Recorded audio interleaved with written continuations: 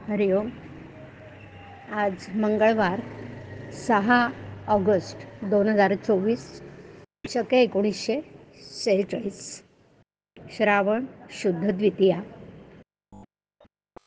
सद्गुरू ब्रह्मचैतन्य गोंदवलेकर महाराज यांच्या प्रवचनाचा आजचा हा भाग. भगवंताचा आनंद निरुपाधिक असतो. ऐकूया. प्रत्येक मनुष्याची प्रवृत्ती भगवंताकडे जाण्याची असते, कारण त्याला आनंद हवा असतो.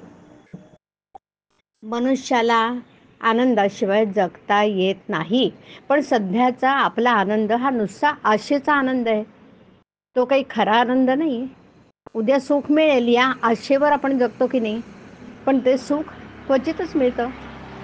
ज्या आनंदातून दुःख निघत नाही तोच खरा आनंद ना.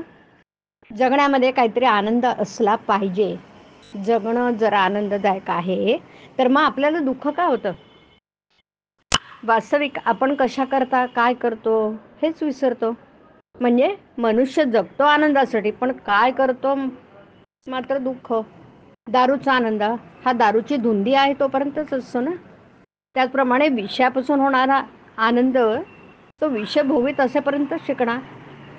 दृश्य वस्तू ही सत्य नसल्यामुळे ती अशाश्वत आहे असते. अर्थात तिच्यापासून मिळणारा आनंद हा देखील अशाश्वत. आपण जगामध्ये व्याप वाढवतो तो आनंदासाठीच वाढवतो, पण भगवंताच्या व्यतिरिक्त असणारा आनंद हा कारणावर अवलंबून असल्याने ती कारणं नाहीशी झाली की तो आनंद पण मावळतो. मग यासाठी तो आनंद अशाश्वत होय. म्हणून खरा आनंद कुठे मिळतो ते पाहावं. खरा आनंद दृश्य वस्तूंमध्ये नसून वस्तूंच्या पलीकडे आहे. चिरकाळ टिकणारा आनंद वस्तू रहितच असतो, आणि म्हणून आनंदासाठी वस्तूच्या मागे लागणं बरोबर नाही. विषयाचा आनंद परावलंबी असतो, तर भगवंताचा आनंद निरुपाधिक असतो.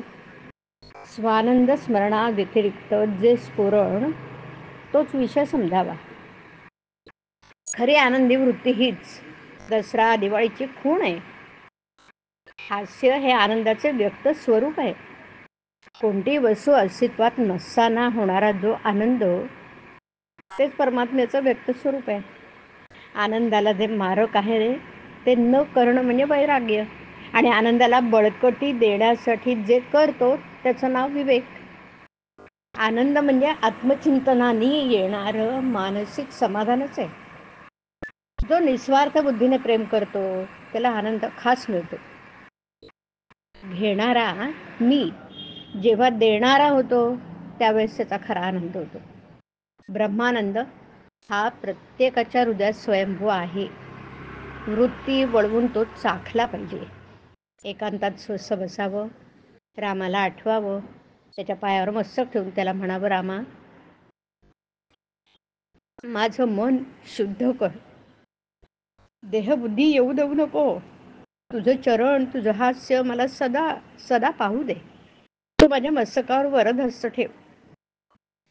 रामाला प्रेमाने आळवून राम परमानंद स्वरूप आहे असं जाणून त्याच्याशी अनन्य होऊन राहावं. मी कोणीच नाही, सर्व राम आहे आणि मी रामाच आहे या गोड भावनेत आनंदाने असावं.